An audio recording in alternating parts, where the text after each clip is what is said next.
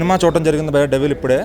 ఈ బింబిసారా తర్వాత కళ్యాణ్ రామ్ సినిమా మీద హై ఎక్స్పెక్టేషన్స్ పెరిగినాయి జనాల్లో. అంటే ఇంకా ప్రతి సినిమా ఆ స్కేల్లో ఉంటే తప్ప చూసి హిట్ చేయలేని పరిస్థితి.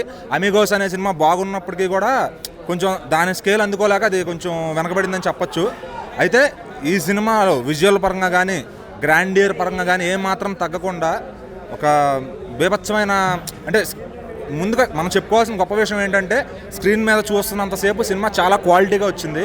ఇంకా చెప్పాలి అంటే కళ్యాణ్ రామ్ గారి లుక్స్ ఏవైతే ఉన్నాయో అవుట్ స్టాండింగ్ అనమాట. అసలు ఆయన లుక్ని ప్రజెంట్ చేసి, అంటే బింబిసారాలో చాలా రాయల్గా ఉంటాడు ఆయన, ఈ సినిమాలో కూడా అంతే రాయల్గా కనిపించాడు. అంటే ఒక బ్రిటిష్ ఏజెంట్ లాగా కనబడాలి, అట్ ది సేమ్ టైం అది కాదన్నట్టుగా కూడా కనబడాలి. ఆ రెండు లుక్స్ని మేనేజ్ చేస్తూ తన యాక్టింగ్ని డే బై డే పెంచుకుంటూ వెళ్తున్నాడు. ఇంకా డైలాగ్స్ విషయానికి వస్తే కళ్యాణ్ రామ్ గారు చింపేశారు భయ్య. కొన్ని విషయాల్లో జూనియర్ ఎన్టీఆర్ని మించిపోయాడు అనే స్థాయిలో కూడా డైలాగులు చెప్పాడు ఆయన. అంటే ఆయన పొటెన్షియల్ అంత ఉంది, డైరెక్టర్స్ వాడుకోవట్లేదేమో ఆయనలో ఉన్న పొటెన్షియాలిటీ అనిపిస్తుంది కొన్నిసార్లు.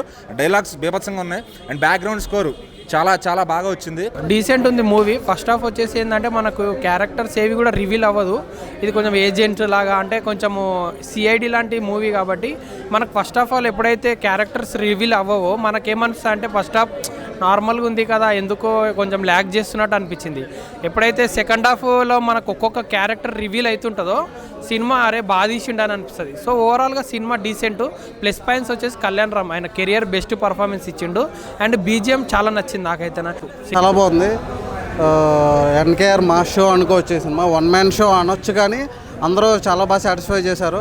హీరోయిన్, హీరో అందరూ.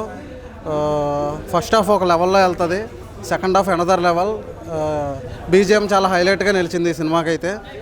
అండ్ అలాగే ఈ సినిమా ఎన్కేఆర్ మొత్తం ఫైర్ మీద ఉన్నారు. మొత్తం అభిషేక్ పిక్చర్స్కి నాకు తెలిసి డబ్బులు పెట్టినా డబుల్ వస్తాయి.